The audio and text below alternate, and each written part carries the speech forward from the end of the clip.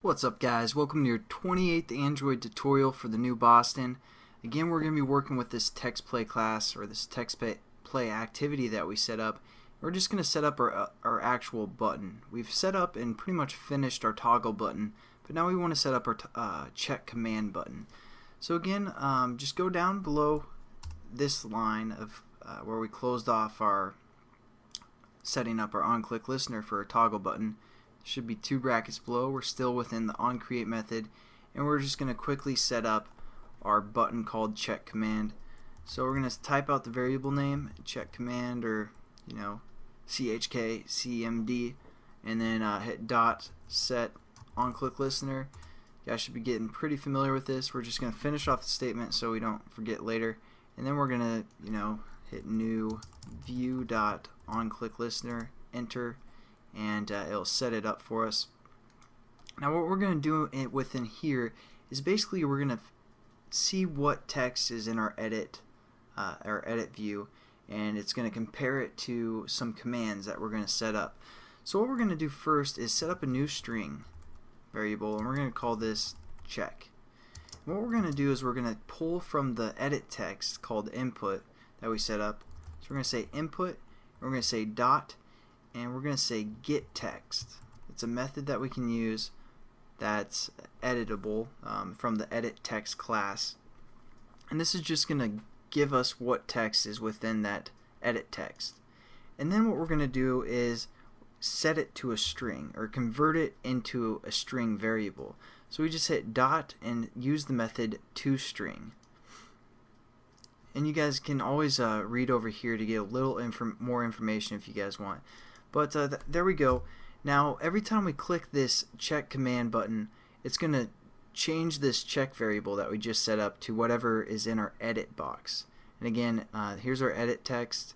It's going to get the text from the box for the most part and then convert it to a string.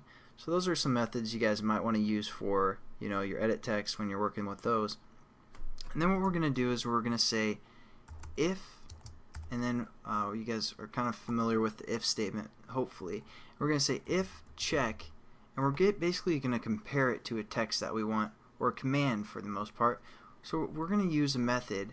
I mean, you'd expect, say, you might think of something like this: if our edit box for the most part equals Travis, we can do something, but you can't compare two strings like that, because again, this is a string for the most part, and this is a string. You can't compare them with the equal sign, which is pretty lame. But we have to use a method, so we're going to say if dot, and it says content equals, and it's going to compare it to a character sequence. So basically that means it's going to be case sensitive for the most part, and it's a boolean, so it's going to be true or false. So if our check or whatever is in our edit box equals whatever string we set up here, so we're going to say something like left.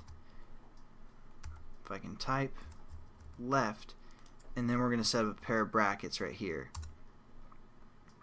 And so now if our edit box, if someone typed in left all lowercase, and hit enter, or hit the button called check command, it's going to set up this variable, pull the text from it, turn it into a string, and then basically so our check would equal left right now for the most part, and then it's going to compare it to this command left that we set up.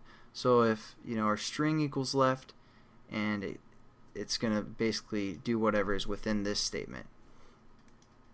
And then we're going to say else, just like we did before, but now we can say if. So it's basically going to check through this statement as well, and we can just kind of copy and paste basically our what we're checking here. And we're going to say if it equals center, and you guys can put another bracket here, and then we can also say else if, and then copy and paste, and this time we're going to say right. So there we go. I know we're getting a lot of brackets, so hopefully you guys are following along perfectly and you aren't getting errors or anything. But and that's also why we closed off that statement early, because you know, looking through all these brackets, you're like, dang it, where am I supposed to close that off? For the most part, I mean, I don't know if that's confusing or not, but hopefully you guys followed along, and then we're going to set up what these are going to do within the next tutorial, as well as set up some more commands and just have some fun with this text. But that's just kind of the introduction to the else-if statements. We did the if-else the last tutorial for the most part, or 2 tutorials ago, I'm not for sure. But this is the if-else, and we also converted a edit text into a string. So that's what we've done, and then we compare basically 2 strings together by using this method content equals, and then whatever we want to compare it to. So hopefully that made some sense, and hopefully you guys are getting familiar with how to set up these buttons so you can, you know, tell your friends, hey man, if you have a button you need set up, I'm your man. But besides that, thanks again for watching. We'll hope to see you in the next tutorial. Have a good one.